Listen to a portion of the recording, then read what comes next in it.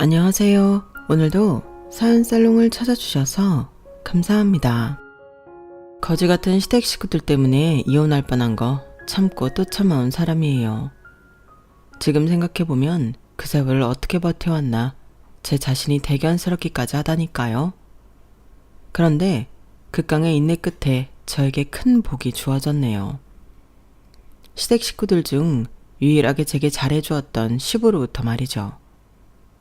옛날 조선시대 같았으면 절대로 효부라고 나라에서 비석이라도 세워줘야 마땅해요. 그 정도로 시댁의 온갖 희생 다 하고 살았어요. 그런데 제가 가장 싫어하는 말이 뭔 줄 아세요? 바로 딸 같은 며느리예요. 제가 가장 싫어하고 혐오했던 우리 시모가 저한테 일 시켜먹고 희생을 강요할 때 꼭 딸 같은 며느리라고 하더라고요. 참내, 딸은 무슨... 시모는 서울에서 살며 대학물 좀 먹었다며 온갖 고상한 척 다 하던 동서들한테는 진짜 딸처럼 잘해주더군요. 근데 시댁에서 합가하여 같이 살던 전 딸은커녕 머슴 부리듯 했어요. 지금 와서 또 옛일을 떠올리자니 우라통이 치밀어 오르네요. 사람은 누구나 다 인정받고 싶어 하잖아요. 그래도 제 수고로움을 인정해주고 그나마 사람 대접해줬던 남편과 시부가 있어서 이혼 안 하고 버틸 수 있었어요. 그런 시부가 지금 거의 사경을 헤매고 있어서 마음이 너무 아프네요. 돈이고 뭐고 내가 의지했던 어른이 이 세상을 떠날 것만 같은 게 공포스럽기까지 합니다. 한평생 벼농사 짓고 소처럼 일만 하며 고생한 시부인데 고 하나 다름없던 절 딸처럼 대해준 착한 시부가 너무 불쌍하게 느껴져요. 사고 뭉치 시모가 그동안 도박이다, 사치다, 바람이다 해서 날린 돈만 아니었어도 진작 시내에 건물 하나는 올렸을 텐데 옆에 내 잘못 만나 시부가 참 고생 많이 하며 사셨네요. 시부가 몇 달 못 사시고 돌아가실 것 같은데 만일 그렇게 되면 이제 시댁 식구들과는 연 끊고 살려고요. 그게 제 정신건강에 좋을 듯 해서요. 나한테 뭐 이득되는 대단한 가족이라고 꾸역꾸역 연락하며 지내겠어요. 이건 진짜 가족도 아니에요. 시댁 식구들은 우리한테 행여 좋은 일이라도 생기면 질투하기 바빴어요. 반대로 자기네들한테 좋은 일 생기면 자랑하고 우리 가족 비교하며 깎아내리기 일쑤였어요. 이 집안의 큰아들인 남편과 제가 대학 문턱에도 못 가봤고 그 밑으로 시동생 둘과 동서 둘 다 지방대는 나왔거든요.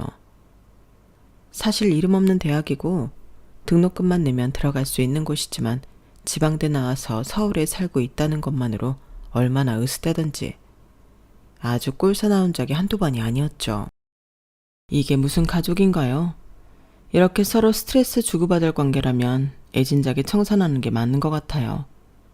오늘은 아주 시댁 욕 좀 제대로 한번 해보렵니다. 그래야 제 속이 좀 후련해질 것 같아서 말이죠. 제가 어디 가서 시댁 욕을 할 수 있겠어요.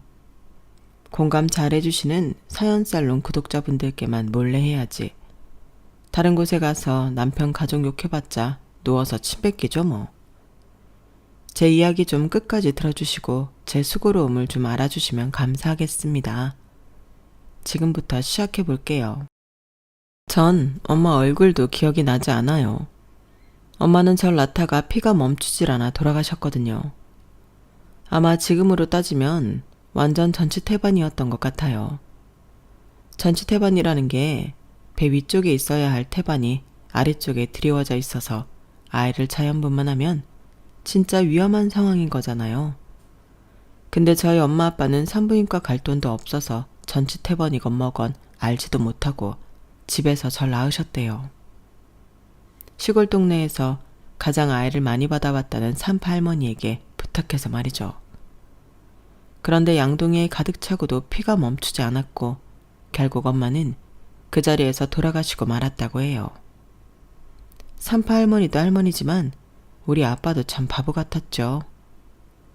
그런데 그때 당시는 전 국민 건강보험이 안 될 때라 병원비가 참 비쌌다고 해요. 제왕절개를 할 생각도 못했지만 그때 수술 비용도 그때 당시 돈으로 100만 원이었다고 하니 엄두도 못 냈겠죠. 진짜 찢어지게 가난한 집이었거든요. 참 돈이 웬수죠. 그렇게 엄마는 저만 이 세상에 덩그러니 남겨두고 돌아가셨어요. 제게 남은 건 엄마의 미스때 사진 한 장뿐이에요. 현재 저보다도 훨씬 젊고 앳된 아가씨적 엄마 사진을 보면 마음이 참 짠합니다. 아빠는 그래도 참 선하고 성실한 분이었어요. 제가 아기 때는 앞집 할머니한테 절 맡겨놓고 일을 나가시곤 했다고 해요. 앞집 할머니도 중간에 돌아가셔서 초등학교 들어갈 때부터는 그냥 저 혼자 자취하듯 살았다고 해도 과언이 아니에요. 읍내 나가서 돈 버느라 하루 종일 얼굴 보기도 바쁜 아빠 탓에 항상 저 혼자 있었는데 그 모습을 옆집 아저씨가 보고는 너무 불쌍했나 봐요. 아저씨가 절 많이 챙겨주셨어요. 시골 기와집이라 마당에서 까치발 들고 보면 옆집이 훤히 보였거든요. 옆집은 벼농사를 꽤 크게 짓는 집이었는데 아저씨 아줌마와 아들 셋이 있는 가족이었죠. 전 거의 혼자 있었지만 옆집 가족들이 부럽진 않았어요. 왜냐고요? 옆집은 아줌마 아저씨가 맨날 싸우기 일쑤였고 착하디 착한 큰아들 빼고는 둘째, 셋째 아들은 성격이 아주 나빠 처먹었거든요.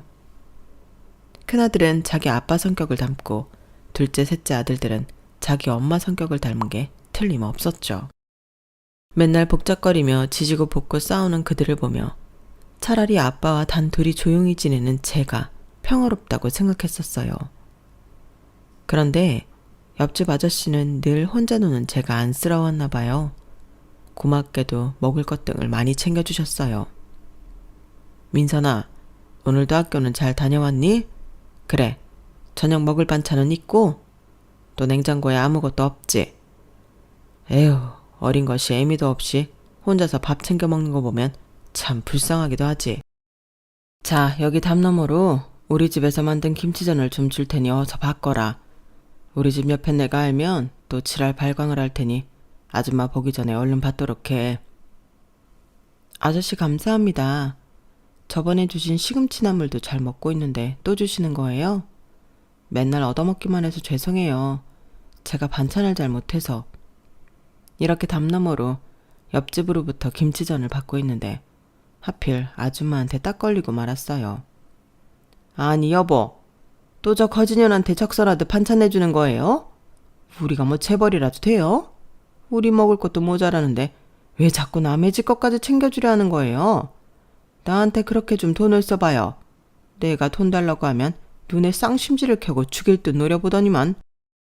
아니 이놈의 옆에 내가 이제 초등학생인 여자애가 애미도 없이 혼자 쓸쓸히 밥 먹는 게 하도 안 돼 보여서 안 먹는 반찬 좀 내주는 게 그리도 아까워?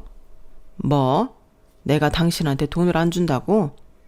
지금껏 당신이 가져간 돈 다 어디다 썼는데 맨날 화투판에 갖다 바치고 시골 사는 옆에 내가 뾰족구두 산다 명품백 산다 난리치면서 뺏어갔잖아. 그런 당신을 믿고 달라는 대로 돈을 다 주면 내가 바보 천치지?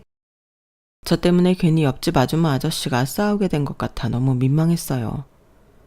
전 그냥 조용히 저희 집으로 들어갔죠. 그 후로도 옆집 아저씨는 아줌마 눈을 피해 그 집 큰아들인 현식이 오빠를 시켜서 제게 국과 반찬을 갖다 주곤 했어요. 몸둘 바를 모를 정도로 너무나도 감사한 일이었죠. 그런데 어느 날이었어요. 늘 웃으며 정답게 대해주던 아저씨가 일그러진 다급한 얼굴로 제게 헐레벌떡 뛰어와서 대뜸 소리치셨어요. 민선아, 아유 불쌍한 것, 이 일을 어쩔꼬. 네 아버지가 돌아가셨단다. 읍내 건물 짓는 공사판에서 자재가 머리 위로 떨어지는 바람에 그 자리에서 돌아가시고 말았대. 얼른 경운기 뒤에 타라. 이 아저씨랑 네 아빠한테 가자꾸나. 아빠는 병원 응급실로 실려가셨단다. 전 슬퍼할 겨를도 없이 상황 파악도 제대로 안 된 채 아저씨가 모는 경운기에 올라탔어요. 너무 놀란 제 옆에 현식 오빠가 제 손을 꼭 잡아주면서 함께 타고 병원으로 갔죠. 민선아, 너무 충격받지 말어. 이 오빠도 아직 중학생밖에 안 돼서 세상살이 아무것도 모르지만 사람이 살다 보면 별별 일이 다 있는 거니깐. 설사 네가 혼자 되더라도 우리 집이 바로 옆집이니깐 최대한 도와줄 테니 걱정 말어. 초등학교 6학년과 중학생의 대화치고는 참 성숙하죠. 그만큼 진중하고 착했던 현식 오빠만 믿고 응급실에 도착했어요. 처참한 아빠의 마지막 모습까지 확인했죠. 내 곁에 현식 오빠와 아저씨가 있었기에 가능했을 거예요. 아니면 겁 많고 어린 제가 아빠의 시신을 확인할 수 있었겠어요? 그런데 사실 그 다음부터는 기억이 잘 나지 않아요. 얼마나 충격을 받았던지 아빠의 처참한 모습을 보고는 쓰러지고 말았다고 하네요. 눈을 떠보니 이미 며칠이 지나 있었어요. 물론 아빠 돌아가시기 전에도 워낙 바쁘셔서 저 혼자 자취하는 거나 다름없었지만 이 세상에 나 혼자밖에 없다고 생각하니 두려움이 엄습했어요. 절 아는 어른들은 죄다 고아원에 가라고 권유하셨어요. 거의 등 떠밀다시피 말이죠. 하지만 아빠와 함께 살던 이 집이 있는데 고아원에 들어가 모르는 사람들과 살긴 싫더라고요. 다행히 아빠가 알뜰살뜰 모아놓은 현금으로 최소한의 생활은 유지할 수 있었어요. 옆집 아저씨와 현식 오빠는 그 전보다 훨씬 더 자주 도움을 주셨어요. 그렇게 어찌저찌 시간은 흘러 중학생이 되고 옆집 아저씨와 아줌마가 싸우는 소리 속에 저에 관한 이야기가 들리더군요. 뭐? 저 고아가 된 저기 집애를 양녀로 들이자고요? 거지 같은 애를 왜 양녀로 들여서 우리 돈 들게 만들어요? 고아가 됐으면 순순히 고아원이나 들어갈 것이지 뭐하러 혼자 버팅기길. 절대 안 돼요. 내 눈에 흙이 들어가기 전까진 절대로. 아, 우리 집에 아들만 셋이니 막내딸로 들이면 좀 좋아. 민선이도 워낙 착하고 하니 나중에 커서 우리한테 효도하지 않겠어. 아유, 참 답답한 옆에 내 같으니라고. 아마 옆집 아저씨가 절 양녀로 들이려다가 아줌마의 반대에 부딪힌 것 같더라고요. 양녀는커녕 제게 침이나 안 뱉으면 다행인 아줌마였으니 그 아줌마의 양녀가 되긴 저도 싫더라고요. 다만 항상 마음을 써주시는 아저씨께는 참 감사했어요. 옆집에 살면서 제 경제 상황을 훤히 알았기에 하셨던 생각이었을 거예요. 아빠가 모아놓은 현금은 점점 바닥을 보이고 있었고 중학생이 된 저는 대체 무슨 일을 잡아서 돈을 어떻게 벌어야 하는지도 잘 몰라서 당황하고 있었거든요. 그래서 전 자퇴를 결심했어요.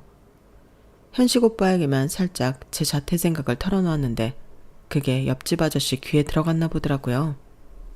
아저씨는 절 불러 말씀하셨어요. 민선아, 너 중학교를 그만둘 생각을 하고 있다고? 그건 절대 안 된다. 대학은 몰라도 최소한 고등학교까지는 졸업해야지. 너 돈 때문에 그러지? 앞으로 학교 후 짬날 때마다 아저씨 벼농서 짓는 거 돕도록 해라. 그럼 내가 일삭슬 아주 두둑해 줄 테니 아마 그 돈으로 학교 다니며 생활할 수 있을 거야. 처음으로 단호하게 말씀하시는 아저씨의 말에 네 하고 대답할 수밖에 없었어요. 그 다음부터 정말 제가 벼농사를 도울 때면 용돈을 아주 두둑해 주셨어요. 그 돈으로 자퇴 안 하고 필요한 학용품까지 싸며 저 혼자 생활할 수 있었어요. 너무 감사한 일이었죠. 저와 몇 살 차이 안 나는 현식 오빠도 자기 아버지 농사일을 함께 도우고 있었어요. 덕분에 오빠와 붙어 있을 수 있는 시간이 길어졌고 자연스레 정이 들게 되었어요. 아저씨의 좋은 성품을 닮아 현식 오빠도 참 좋은 사람이었거든요. 공부에 취미가 없던 현식 오빠는 일찌감치 본인 아버지에게 본격적으로 농사일을 배우고 있었어요. 그 밑에 두 아들들은 벼농사 짓는 곳엔 얼씬도 하지 않더군요. 현식 오빠는 성인이 되어 군대에 갔고 그 동생들은 줄줄이 사탕처럼 지방대로 진학했어요. 그 집안에서 처음으로 대학생이 나왔다며 옆집 아줌마는 아주 기세가 등등하더군요. 어이, 우리 집 일꾼 민선아, 내 둘째 셋째 아들들이 무려 대학교에 입성한단다. 넌 대학 문터 구경이라도 해봤니? 하긴 중학교 중퇴하려던 걸 우리 이 집 양반이 구제해줘서 고등학교까지 겨우 나온 애한테 말해봤자 알아먹지도 못하지 뭐. 대학이라는 게 엄청난 거다 너.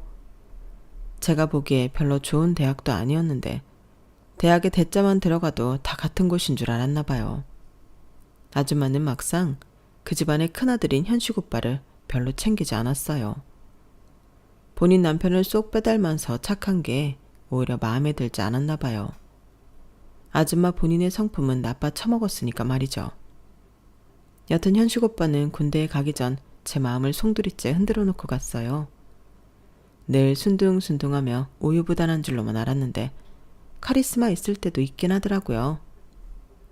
민선아, 대한민국 남아로서 국방의 의무를 다하고 올 테니 어디 가지 말고 딱 기다려. 알았지?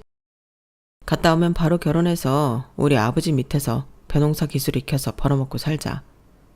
내가 농사로 최대한 돈 벌 수 있도록 군대에서 잘 궁리해서 나올 테니까 앞으로 나만 믿고 살아가면 돼. 너도 나 좋잖아. 나도 너 좋으니까 아주 조금만, 진짜 조금만 기다려줘. 알았지? 이렇게 선포하고 저를 아주 꽉 껴안았어요. 제 심장이 터져버리는 줄 알았죠. 그 전까지 손 한 번 안 잡아본 사이였는데 결혼을 얘기하니 깜짝 놀라긴 했지만 사실 뛸 듯이 기뻤어요.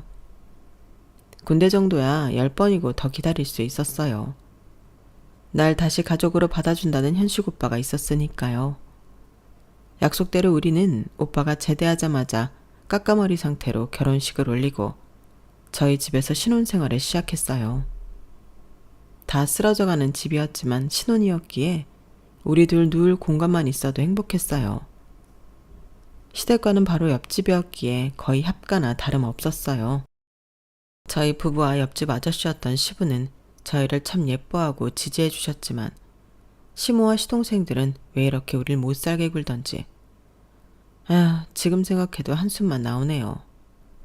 야 며느리야, 너 애기 늦게 가져라. 네가 우리 집 일꾼인데 애 낳고 애 본다는 핑계로 괜히 일 덜하고 그러면 우리 집 손해지. 네가 낳은 애가 뭐 이쁘길 하겠냐, 똑똑하길 하겠냐. 한 30 중반에나 하나 정도 낳든지 말든지. 아니 어머님, 무슨 말씀을 그리 기분 나쁘게 하세요.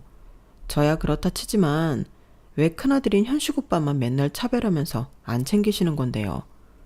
그놈의 대학이 뭐길래 대학 나온 도련님들만 애지중지하시는 거예요. 참네. 아이는 저희가 알아서 가질게요. 우리가 뭐 이 집 노예예요? 얄미워. 저런 년을 며느리로 들이는 게 아니었는데. 전 결혼한 지 얼마 안 된 새댁이었어도 시댁 식구들과 옆집에 딱 붙어 계속 봐온 사이였기에 얄미운 시모한테도 할 말은 다 하고 살았어요. 그렇지 않아도 냉기가 흐르던 시모와의 사이가 더욱 악화되는 사건이 벌어지고 말았어요. 시모는 언제나 시댁 내의 최대 사고뭉치였어요. 일단 옆 동네 비닐하우스에서 벌어지던 화투판에 자주 들락날락거리며 집안의 돈을 다 퍼가곤 했어요. 그 사실이 발각될 때면 시부가 아주 시무를 쥐잡듯이 잡았지만 개벌은 난 못 주더군요. 아주 도박 중독이어서 자금이 다 떨어질 때면 시뻘개진 눈으로 돈 될 물건들을 찾기 일쑤였어요. 그러던 어느 날 시모가 제 물건에 손댄 걸 강력히 의심하게 된 사건이 있었죠. 어머님, 저희 아빠가 유일하게 제게 남겨준 금가락지 한 상 못 보셨어요? 제 서랍 속에 비단으로 감싸서 고이 모셔놨는데 통째로 없어졌네요. 혹시 저희 방 들어오셨어요? 야, 내가 너희 집에 들어간 적도 없는데 무슨 소리냐? 너 지금 이 시애미를 도둑년으로 몰아가는 거냐? 참네. 부모 없이 못 빼어먹은 년을 며느리로 들였더니 내가 졸지에 도둑 취급을 다 받는구나. 아우, 환장하겠네. 시모는 억울하다는 듯이 방방 뛰었어요. 그런 시모를 더 추궁할 수는 없었죠. 그래도 안심이 안 돼요. 남편한테 말하고는 아주 조그만 홈캠을 인터넷으로 사서 몰래 설치해뒀어요. 저와 남편이 농사일을 하러 나가서 집안에 아무도 없을 때만 켜놓았어요. 홈캠을 설치하고 딱 하루 만에 범인의 덜미가 잡혔어요. 너무 당연하게 예상했던 시모가 우리 집에 들어와 옷장을 뒤지고 있더군요. 저와 남편이 벼농사 일에서 시부로부터 받은 현금을 모아놓은 돈통에 손을 대고 있었어요. 하도 어이가 없어서 캠 화면을 시모한테 보여주며 따졌어요. 저보다 남편이 더 열을 내더군요. 아니 엄마, 훔쳐갈 사람이 따로 있지 큰아들 부부 돈에 손을 대요. 아빠가 생활비 따로 드리잖아요. 그거 다 어디에 쓰고 이 돈은 뭐하게요. 화투판에 갖다 버리려는 거예요, 또? 벌써 수십 년째잖아요. 그 버릇 못 고치는 거예요? 진짜 지겹네요. 엄마, 우리 집 살림 거덜낼 셈이에요? 야, 쉿, 니네 아빠 들을라. 내가 큰아들이 너를 어떻게 키웠냐? 그리고 부모로서 아들, 딸 돈에 손도 못 대냐? 그렇다고 엄마 모습을 이렇게 영상으로 찍어도 되는 거냐? 완전 몰래 카메라 아니야. 어쨌든 이번만 그냥 조용히 넘어가 줘. 내 다시는 니네 돈에 손 안 댈게. 네 아빠한텐 비밀로 해줘라. 알았지? 그놈의 딸 같은 며느리라는 말로 절 희생시킨 일이 얼마나 많았는지 몰라요. 정작 며느리인 전 시무를 엄마같이 생각지도 않는데 맨날 고된 일 시킬 때나 자기가 불리할 때만 딸 같은 며느리라고 하더군요. 지 엄마 닮아서 절 무시하고 사람 취급도 안 해주던 시동생들은 지방대 졸업 후 서울로 취업하겠다며 올라갔어요. 시댁에 시동생 둘이 사라지니 그나마 마음은 편하더군요. 역시 꼴 보기 싫은 사람은 안 보고 사는 게 상책인가 봐요. 그런데 취업 후 얼마 지나지 않아 시동생들이 빠르게 결혼을 하더라고요. 어쩜 둘 다 똑같이 속도 위반을 해서 아기 가진 상태로 말이죠. 우리 시댁에 삼신할매가 세트로 아기를 점지해 주셨는지 저도 임신을 하게 됐어요. 며느리 셋이 비슷한 시기에 아기를 낳게 된 거죠. 시모는 대학 나온 동서들과 가방끈 짧은 저를 비료하며 저만 깎아내리기 바빴어요. 넌 뭐하러 아기 낳고 산후조리원 들어가려고 하니? 너 산부인과에서 딸이라고 했다며. 하나도 쓰잘데기 없는 딸 낳는 주제에 뭐? 2주에 99만 원짜리 산후조리원에 들어가? 게다가 너 닮았으면 뭐 머리도 안 좋을 텐데 낳아봤자 본전도 못 찾을 딸내미를 뭐하러 비싸게 낳냐? 산후조리원은 택도 없다. 어머님이나 저나 여자 아니에요? 우리는 태어날 가치도 없는 존재인가요? 요즘은 딸이 더 인기 많은 세상이에요. 무슨 조선시대 사세요? 그리고 2주에 99만 원은 진짜 전국 최저가 산후조리원이나 다름없다고요. 남편이 오케이 한 상황인데 왜 굳이 못 가게 하시는 거예요? 동서들은 서울에서 380만 원짜리 400만 원짜리 조리원 들어간다는데 어머님도 다 아시고 동서들한테 조리 잘하라고 전화 넣으셨잖아요. 왜 저만 맨날 찬밥 신세냐고요. 야, 걔네들은 대학 나와서 서울에서 사는 애들인데 시골 촌뜨기인 너랑 같냐? 잔말 말고 얼른 애 낳고 벼농사 일이나 도울 생각해라. 엄청 화나더라고요. 동서들이 명문대 나와서 좋은 곳에 취직한 것도 아니고 이름 없는 대학 나와서 서울에서 살며 전업주부하고 있었거든요. 임신한 몸으로 뼈 빠지게 벼농사 짓고 매일 고된 노동하며 돈 버는 제가 왜 그런 부당한 대우를 받아야 하는지 모르겠더라고요. 전 시모의 말 따위 무시하고 시부와 남편의 지지 속에 딸아이를 무사히 낳았고 조리원에서 2주간 조리도 마쳤어요. 99만 원짜리였기에 시설이 좋진 않았지만 그래도 아이 낳고 허리라도 펼 수 있는 유일한 시간이었죠. 시부는 어렸을 때부터 절 진짜 딸처럼 여겨준 분이었기에 며느리가 되고도 일을 많이 시키진 않았어요. 그런데 전 원래 책임감이 투철한 편이고 감사한 시부에게 뭔가 도움이 되고픈 저는 자진해서 벼농사에 열심이었죠. 그게 제가 받았던 은혜를 갚는 길이라고 생각했거든요. 그런 고마운 시부의 건강에 적신호가 켜졌어요.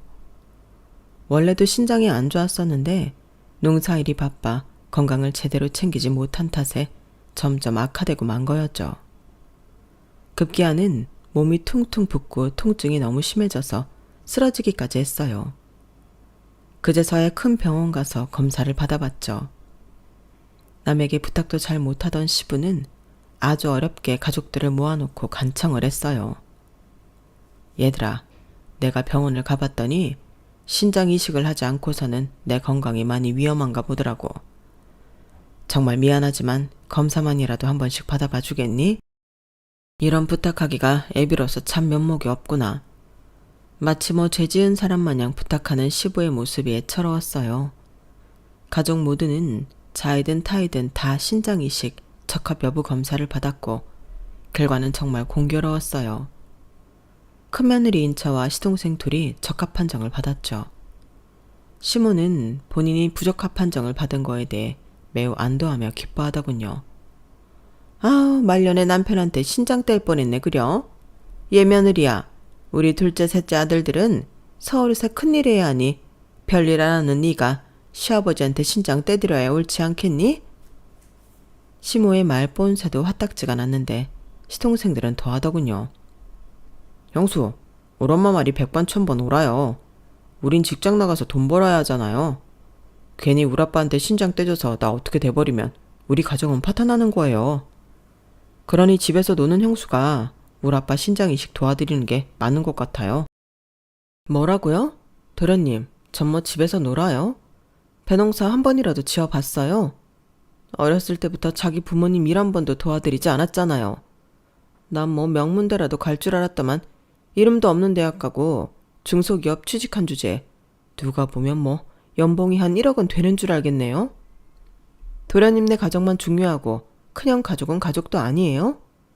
우리도 똑같이 애 낳고 난 벼농사 일까지 하고 있다고요.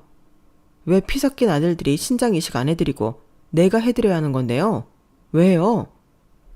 전 너무 화가 나서 눈물이 다 나더라고요. 그 자리에 시부가 없었기에 다행이었지. 만일 이 대화를 들었다면 모두에게 실망했을 거예요. 특히 자기 아빠 신장 떼주기 싫다던 두 시동생들을 보면 어떤 기분이 들었을까요? 물론 시부는 시모한테 들어서 간접적으로 돌아가는 상황을 다 알고 있었을 거예요. 비참한 마음이었겠죠. 전 오기가 생겨서 저에게 신장 이식을 관여하는 시댁 식구들만 생각하면 절대 해주고 싶지 않았어요. 속으로 갈등이 많이 되더군요. 하지만 부모님 다 돌아가신 저를 입양까지 생각하며 진짜 친딸처럼 대해주신 시부의 건강이 악화되고 있다고 생각하니 마음이 찢어졌어요. 전 남편과 상의 후 중대한 결정을 내렸어요. 바로 시부에게 달려가 말씀드렸죠. 아버님, 제가 신장 떼어드릴게요. 절 어릴 적부터 저를 딸처럼 걷어주신 아버님한테 아까운 게 뭐가 있겠어요. 이거 희생이라고 생각하지 않아요. 아버님 오래 사실 수만 있다면 뭔들 못하겠어요. 제 말을 들은 시부는 펑펑 울더군요. 시부가 그렇게 서럽게 우는 건 처음 봤어요. 민선아, 내 너를 진짜 딸처럼 여기고 있다만 이렇게까지 날 위해 큰 결심을 해줄 줄은 몰랐다. 둘째, 셋째 아들놈들이 다 싫다고 내 뺀 거 내 모르는 거 아니다. 정말로 너무 미안하고 면목이 없다. 다 늙어서 생명 더 연장하겠다고 이렇게까지 하는 게 옳은 일인지도 잘 모르겠다. 아버님께서 그렇게 우시니 저도 눈물이 나네요. 그런데 아버님, 또 한 가지 드릴 말씀이 있어요. 이곳은 하도 시골 골짜기라 우리 딸 소라가 걸어서 다닐 만한 유치원도 없고 하니 앞으로 시내로 나가서 살려고 해요. 안 그래도 저희 집 너무 오래되고 좁은 집이라 비 새고 눈 새고 난리도 아니거든요. 돈은 그동안 모아놓은 것과 대출로 해결하려고 해요. 소라 아빠도 시내에서 할 수 있는 일을 찾고 있어요. 워낙 성실하고 착한 사람이니 어떻게든 되겠죠 뭐. 그렇게 눈물바람을 하고 몇 주 후 시부에게 신장 한쪽을 떼어드리는 대수술을 했어요. 현재 살던 곳에서 충분히 휴식을 취한 후 계획대로 시내로 나가서 따로 살게 됐어요. 남편이 트럭 운전을 기가 막히게 잘했기 때문에 인쇄업체 배달 전문기사로 취직이 되었어요. 시내에 집은 어떻게 구했냐고요? 저희는 부족한 돈을 대출로 해결하려 했는데 고맙게도 시부가 목돈을 준비해 주셨어요. 그 돈으로 무려 27평 아파트에 전세로 들어갈 수 있게 되었죠. 정말 꿈만 같았어요. 방 3개에 화장실 2개나 되는 집이라니. 소라와 저희 부부 이렇게 세 식구가 살기에는 대궐같이 느껴졌죠. 저희가 분가하는 과정에서 시모가 어찌나 들깨처럼 헐뜯고 물어뜯었는지 몰라요. 근데 그 이유가 다 뭔지 아세요? 일 시켜먹을 큰 며느리가 없어진다는 게 시모의 가장 큰 불만이었어요.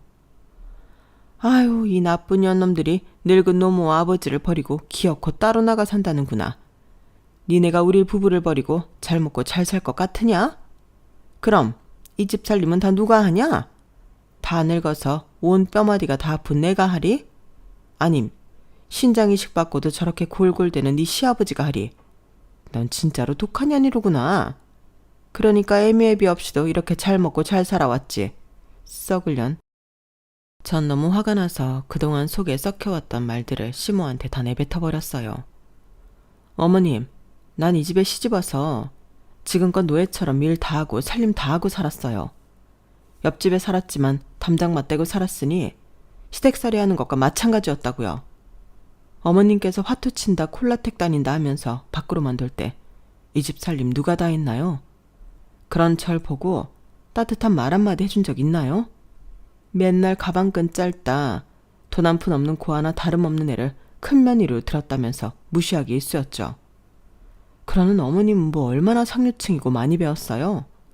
나 더 이상은 이렇게 못 살겠어요.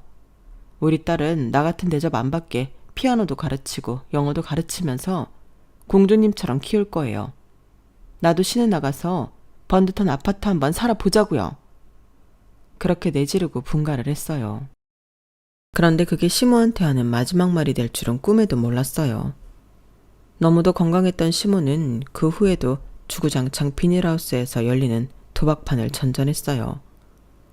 답답할 정도로 착한 시부가 이혼만은 안 할 거라는 확신이 있었던지 시모는 나이 들수록 더 막 살더라고요. 일주일 후 시모는 그토록 좋아하던 화투판에서 화투장을 껴안고 심장마비로 그 자리에서 쓰러져 돌아가셨다고 하더군요.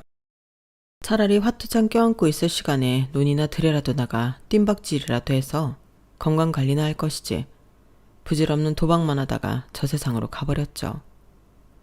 시모의 장례식장에서 동서들은 한쪽 구석에서 손톱 손질이나 하고 앉아있고 잠이나 쳐 자더군요.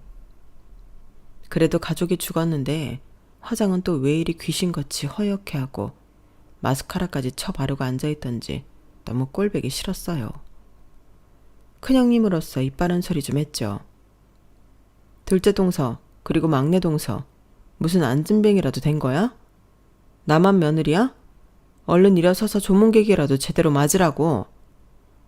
뚫린 입이라고 동서들은 투덜대며 반항이 됐어요. 특히 어린 막내 동서가 더 싸가지가 바가지더군요. 형님, 어디다 대고 함부로 이래라 저래라 하는 거예요. 나이도 저랑 동갑이면서 진짜로 형님 대접이라도 받고 싶은 건가? 고졸한테 갑질당하려니 참내 가짜나서 정말. 아, 나 피곤하고 우리 아이도 피곤해서 그만 서울로 올라가야겠어요. 남은 장례는 애기 아빠가 뭐 알아서 하겠죠. 전 이만 갑니다. 막내 동서가 아이 데리고 서울로 가버리니 둘째 동서도 눈치 보다가 슬금슬금 내빼더라고요. 화가 머리 끝까지 났지만 장례식장에서 더 이상 큰 소리 낼 수 없어서 보내버렸어요. 시부는 신장 수술 이후로 어찌된 일인지 100% 컨디션을 회복하지 못하고 이빨 빠진 호랑이처럼 맥을 못 추고 있었어요. 그런 상황에서 시모가 죽고 가족들 간에 큰 소리까지 나자 이 모습을 지켜보면서도 동서들을 혼내지 못하더라고요. 제게 다가와 이런 말씀만 전할 뿐이었죠. 큰며느리야, 아래 동서들이 저렇게 큰형님을 대접 안 해주고 서울로 내빼버려서 네가 많이 속상하지? 내가 너의 맘 다 헤아리고 있다. 나중에 내가 대신 다 갚아줄게. 이게 다 집안 단속, 자식 예절 교육 제대로 못 시킨 시애비 탓이다. 다 내 탓이야. 어른이 제 앞에서 이렇게 말씀하시는데 제가 더 뭐라고 하기가 좀 그렇더라고요. 시부의 슬픈 눈을 보니 저도 같이 슬펐죠. 눈물이 그렁그렁하던 시부의 눈에서 앞으로 다가올 자신의 분행을 직감한 듯 했어요. 시모가 돌아가시고 난 뒤 얼마 지나지 않아 심장이 덜컥 내려앉는 전화 한 통이 왔어요. 김매철 씨 가족 되십니까? 농사 짓다가 쓰러지셔서 현재 병원으로 이송 중입니다. 얼른 병원으로 와주시겠습니까? 김해철은 바로 우리 시부의 이름이었어요. 저와 남편은 우리 딸 소라를 한 동네 지인에게 잠깐 맡기고 총알 택시를 타고 병원으로 향했어요. 다행히 시부는 얼마 지나지 않아 의식이 돌아왔고 몸은 축 처졌지만 말도 할 수 있었어요. 저와 남편은 혹시나 하는 마음에 시동생들과 동서들에게 시부의 입원 소식을 알렸어요. 전화는 안 받더니 카톡 답장은 하긴 하더군요. 그 대답은 가관이었지만요. 뭐 아버님이 돌아가시기라도 했어요. 저희 바빠요. 형님은 서울 안 살아봐서 잘 모르겠지만 서울살이가 얼마나 바쁜지 눈코 뜰 새 없다고요. 아버님 죽으면 장례식에서나 불러주세요. 정말 어이없는 답장이죠. 시동생이나 동서나 싸가지 없는 사람들끼리 결혼한 게 틀림없더군요. 하긴 그러니 자기 아버지 신장으로 죽을 고비 넘기고 있을 때도 신장 못 떼어주겠다고 저에게 떠밀었겠죠. 하여튼 사람이 아닌 족속들이었어요. 저와 남편이 열받아서 씩씩대고 있을 때 시부가 저희 부부를 조용히 불렀어요. 내가 네 엄마 죽고 논이며 밭이며 싹 다 정리하고 소일거리로 벼농사 지을 땅만 남겨놓은 거다. 이젠 그마저도 지을 힘이 없어 쓰러지고 말았구나. 네 엄마가 살아생전에 화투판에 얼마를 갖다 바쳤는지 대충 알지? 그 옆에 내는 당최 믿을 구석이 없는 여자였어. 내가 네 엄마 모르게 모아놓은 돈이 꽤 많다. 우리 시골 동네에서 나보다 일찍 논에 나오는 사람 없었고 나보다 늦게까지 일하는 사람 없었다. 한평생을 그만큼 성실하게 살았어. 자, 바꿔라. 이 돈이 그 대가다. 다 니네 부부 거야. 난 세련된 사람이 아니라 투자도 할 줄 모르고 통장에 넣을 줄도 잘 몰라서 그냥 무식하게 현금으로 갖고 있었지. 아까 앞집 김씨 아저씨한테 부탁해서 이 돈 다 갖고 왔다. 5만 원짜리 몇 장인지 한번 세어봐라.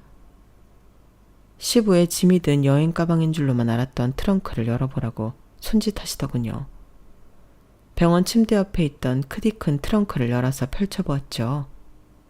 마치 보물상자를 여는 기분이었어요. 펼쳤더니 5만 원권 다발이 후두둑 쏟아졌어요. 아버님, 이거 다 진짜 돈이에요? 세상에, 이 돈이 다 얼마예요? 저희 보고 이걸 다 쓰라고요? 이거 다 저희 거라고요? 무섭네요. 너무 많은 돈이라서. 시부는 껄껄 웃으며 얼른 세보라고 재촉했어요. 저희 부부는 어리벙벙한 표정으로 그 돈을 찬찬히 다 세어봤어요. 총 금액은 무려 7억 4천만 원이었어요. 시부가 본인을 아무것도 모르는 무식한 사람이라고 했지만 아니었어요. 정부에서 농촌에 기술과 판로 개척을 위한 지원을 많이 해줬는데 꼼꼼하게 다 듣고는 그대로 적용해서 벌어들인 수익이 엄청났더군요.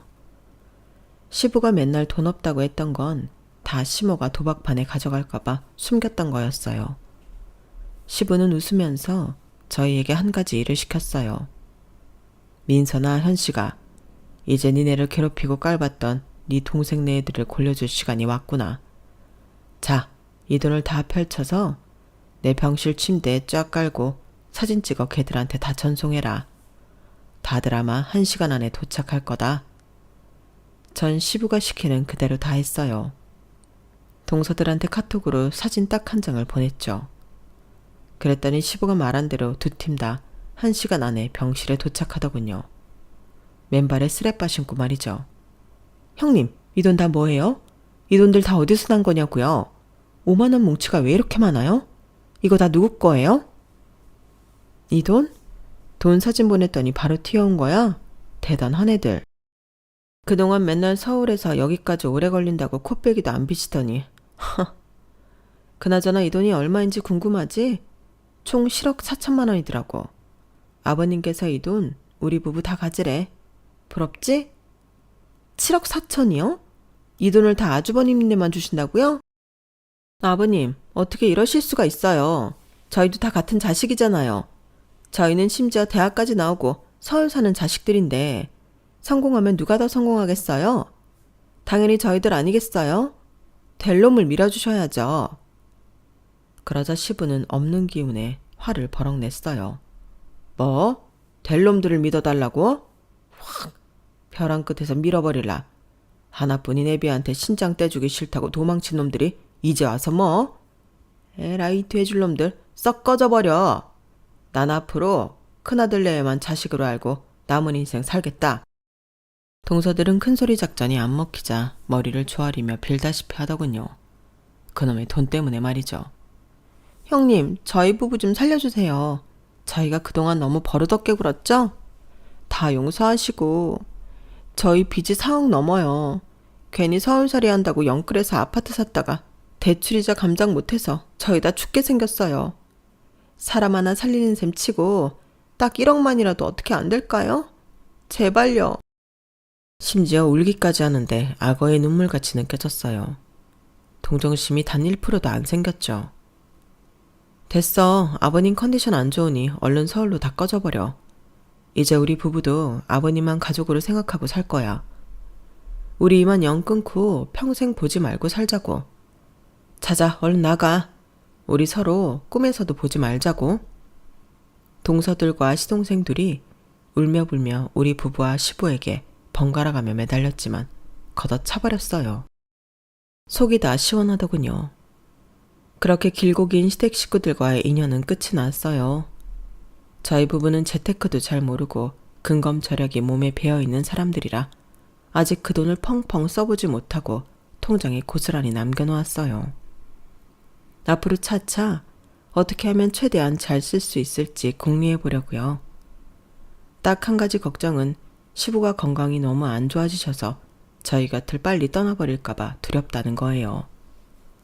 아무것도 없는 절 친딸처럼 지금껏 키워주신 시부가 최대한 오래 사실 수 있는 궁리 먼저 해봐야겠습니다. 이 정도면 저 효부 맞죠? 우리 집 앞에 효부상이라도 하나 세워줘야 할 정도로 시댁에 충성하고 살았네요. 그렇게 살아온 제 인생이 잘한 건지 바보 같았던 건지 사연살롱 구독자분들께서 한번 판단해 주세요. 지금껏 긴 글 읽어주셔서 감사해요. 모두들 복 많이 받으시고 건강하시길 바랍니다. 건강이 최고죠 뭐. 여러분, 사연 댓글에 응원과 현명한 조언 부탁드려요. 좋아요와 구독은 저에게 큰 힘이 됩니다. 오늘도 좋은 일 가득하세요.